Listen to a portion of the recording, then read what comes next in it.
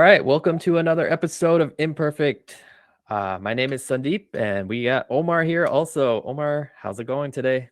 It's wonderful, beautiful Thursday. We're almost at the weekend. I got nothing to complain about, except for the topic we're going to talk about today, Cindy. Oh, yeah. We thought maybe, like we focus a little bit on careers and career exploration, career journeys, and things like that. What happens when you're, navigating through your career and something gives you a minor setback, right? For so I thought maybe today we could talk about when ideas backfire when you're working at a corporation. I've worked at so I'm in the career of sorry, not career. I'm in the creative career space. So I've worked at advertising agencies, graphic design, boutique agencies. I've worked in-house marketing departments as a designer. And you always as a creative person, you always have ideas, and my mind is always spinning. And that's just the way I am. And I'm sure there's a lot of creative people out there also. But you don't have to be creative to have ideas. But one thing I wanted to discuss with you, Omar, is maybe you can shed some light, some advice on this. When someone like me has ideas and they're outside of your role, for example, and you think, I don't know, maybe you have an improvement on how this department can function, or you have a suggestion for the CEO and what they can do to implement something for the culture of the company. Yeah. How do you navigate that without it backfiring on you? Oh, What that's. Go ahead. Go ahead. Yeah, yeah. Go ahead. Finish your No, I was question. just saying, what sort of advice might you have? And if I'm not explaining the question correctly, feel free to ask me more questions. No, no, you are. What I'm gathering from you is, when you have ideas or you have a thought, how do you take that thought to senior executives and get buy-in Yeah. from those senior executives, right? That's a really good question, and I know Sandeep, and he is unbelievably creative, and thinking outside the box is second nature for him, and which is really awesome, right? So I'll get right into it from a response perspective. It's tough, right? You have an idea. How do you get it to senior leadership? It's a little bit nerve-wracking for you as well. You're nervous. You're like, oh my God, is it going to land well? Is it not going to land well? I encourage you to think about two or three things. The first thing I encourage you to think about is what you are proposing. How does it help the organization? Is it going to create efficiencies in the work that you're doing? Is it going to save money for the organization? Does it align to their strat plan? What you're proposing your out of the box idea for a reason. So be clear on your why as to why you're proposing the idea and understand the value that it provides to the organization. Because then when you approach that executive, at least you have something for them, right? Now I give you Mhm. an example. Imagine if you came to my house and said, Omar, I need to borrow I need to borrow your snowblower today. Okay, no problem. Sure, we're friends. But let's say I didn't know you. Probably I'd be a little bit like, but let's say that you came in and you said, you know what? Here's $100. I'm just going to borrow your snowblower for 30 minutes. You've immediately created value for me. I'm getting $100. I'm not going to bat an Mhm. eye. Please take my snowblower, right? So Yeah. that only happened because you created value. So the first piece of advice that I'll say is make sure that you're creating value. Understand how your suggestion is going to create value for the organization. Is it saving them money? Is it creating efficiencies? Is it making the job easier for someone? And then use that as your why and your premise to introduce the idea to someone to say, this is why I'm even doing it. It's going to save you money. Immediately, you've got interest from your upline. And then I would encourage someone to draft when you're reaching out to senior executives. My second piece of advice would be clean in your approach. It's not fair to say that, oh, there's a spelling mistake, or I missed a comma, or I missed a period. That Yeah. makes you look unprofessional. So unfortunately, reread the email 3 times, 4 times, 5 times. If you have to do it 10 times, reread it 10 times. But there's no room or margin of error. It makes you look unprofessional when you show up with unclean emails, Yeah. misspelled words, right? Does that help? Does that, when you Yeah. have a Yeah. No, clean email, really that's well organized, and you have buy-in, feel like that will help your out of the box idea land a little bit better. that's really good advice. How about somebody who how do you even approach executives, right? Like, how do you even go about doing that? Do you send them an email? Do you walk into their office? How do you even initially like say, "Hey, I got a better idea for you"? I love it. It's always tough. It's always tough to approach an executive. You know, what works for me, and it might not work for everyone, is I'm a very positive individual. I look at, having another day, the sun shining, being here as a great opportunity for me to live another day. I'm breathing. I'm just as happy. So I like to approach executives in a very lighthearted, positive manner. I always look for something that is important to them or their line of work to initiate the conversation in a very positive manner. So, for example, to string my thoughts together here a little bit better, I might come up and say, "Good afternoon. Happy Thursday. It's been such a beautiful week. I've appreciated the sunshine this entire week. I'm so happy. We're headed towards winter, but hey, something to be happy about. How are you doing? How's your week been? How's your child doing? I know that you went on vacation the last week and you guys drove all the way to the US. How was that drive? What songs did you listen to?" Right? That's such a nice way to open up a conversation. You're not talking to anything about business. Rather, you're building rapport and a relationship. You're approaching it with some positivity. You're bringing in things that are important to the executive you're talking about because they just went on vacation. Who doesn't want to talk about themselves, right? You're giving them the opportunity to talk about themselves.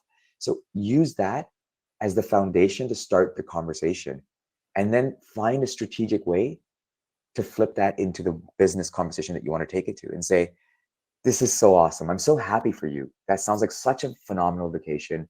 Are you excited to get back to work? I know nobody is, but are you thrilled with what you're going to accomplish?"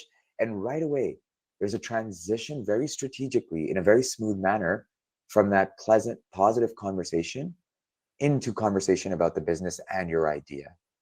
Does that help, Sandeep? Yeah, yeah. Okay. No, that's good advice.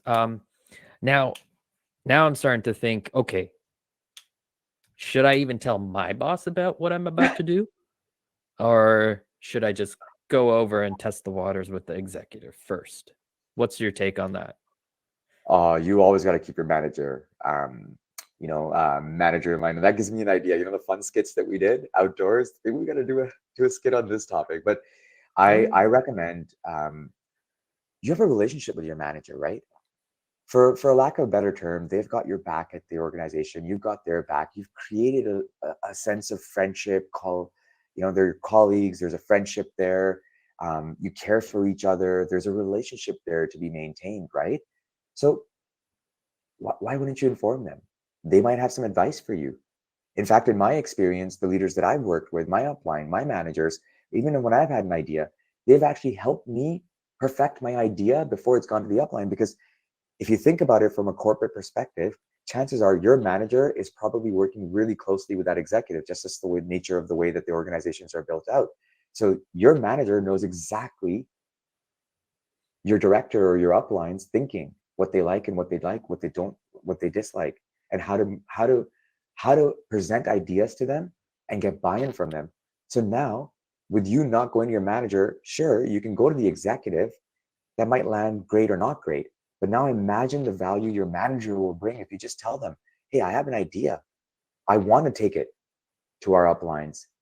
You have any thoughts? Do you have any feedback for me that I could incorporate?" Right? Right. Okay. But now let's say your manager isn't the one to like isn't the one to support you on this idea now. So they're essentially shutting it down. They were like, "Nope, we're gonna need you to just stay in your lane and focus on graphic design and only graphic design." How do you take that? No problem. And that's great. And you appreciate and you thank them. You immediately thank you for that. And I thank you for even hearing me out. Right? They give you your in your situation. They at least took the time to hear you out, and then they're telling you to park that idea. Right? Ask them why. Right? Is Doesn't there a hurt to ask reason? why, I guess, right? And there might be a valid reason. Remember, they're a manager for a reason. They have sightlines at another level in the organization than you do. So it Right. might not be a no, and they might actually appreciate the fact that you were thinking outside the box, and that might add value to you to begin with. But at this current time, given what's happening in their organization, they might be putting a pause on it. So Mhm. you might feel bad by just taking their response and not following up. But I encourage you to ask in a very, hey, amazing. I'm happy to park it. Can I just ask, is there a particular reason that we're parking it, or is the idea just not that great? And hey, if it's not that great, I'm happy to go back and revisit it as well, right? So open up the door to be vulnerable as well. This is your idea. It won't be perfect, right? The people that it doesn't land well with is when you show up and so sorry, I got a call. I lost my train of thought there. No. What you're saying is like it's okay to have these open conversations with your boss and always include them, Yeah. and because they're essentially the ones who hired you and the ones who are going to support you, and they'll either you know support you in your ideas to go see the executive and share your ideas also, but if they have a line of sight where like they got to focus on the bigger picture and they need Yeah. their their team to focus on the smaller tasks, then that's what they will direct you. So I Thank you. really Thank you for bringing that appreciate. up. That's why Yeah, we no, work no, so well no. together. And I apologize. I got a call, distracted me, so I apologize for losing my train of thought. But thank you. You filled in perfectly. I appreciate it. It's all good. Well, you know what? Thank you, Omar. I think this was a really insightful conversation that we had, like navigating, through your career and when ideas backfire, like how to approach it, how to deal with it as an employee. So appreciate your Before time. we thank you. Before we head out, I'm so sorry. Sandeep, I always like to try to put you in front of the camera as well. You're a really creative person. I have one question just on the tail end here, and it only if you're okay to share. Do Yep. you have a creative idea or a business thought that you progressed in yourself, put a little bit of effort in, and it didn't succeed? Um, I've had a couple throughout my career. That I can't really think of can't really think of an example at this No problem. moment. But I'm more thinking about how did you get through that? Because it's hard, right? Like you had an idea, you put it to fruition, you actually put effort for a couple of months trying to yeah. achieve that idea. So understanding you don't have the idea, and that's fair. But would you be able to share how you even as a human being pushed through that to the next idea, if you will? Well, yeah, it's funny you would ask that just because these questions formed in my mind based on, like the things I went through previously in my career, right? Yeah, And there are probably people out there like me right now who, probably didn't handle it as well as I could have, yeah, right? yeah, So when things didn't go my way, like I would, I would feel discouraged. I actually didn't know how to handle it well. I would feel like, oh, my boss doesn't support me. yeah. So which is why I asked you these questions. I'm sure there are listeners out there right now who are probably thinking or feeling the same way and need some advice from a career coach. And I look to you for that. No, thank you, sir. No, I'm so sorry to put you on the spot, but I was just, it's hard going through some of those emotions, right? And you're such an awesome human being, and you've so creative, and you've gone through so many ideas, right? And if if there was anything that you could share with someone else that has a business idea that's not doing well, that would help them a bit, that's why I asked the question. But understandable, I put you on the spot. Maybe for our next session, Yeah, you're a little yeah, bit more maybe for the prepared. next one. Let me give me some time to think about that one. Of course. Well, thank you for having me here today again. It's always such a pleasure to chat for a couple minutes here, and I hope this information was helpful. Yeah, no, awesome. Thank you, Omar, for being here. I mean, like, this is our podcast. We co-hosted together. So yeah, I Right? appreciate that we're like pushing each other to like do this on a Yeah. regular basis. So, we'll talk again soon. We got big plans for 2024, which we're still working on. So looking forward to that. Stay tuned. Thank you for joining us. Take care. See you.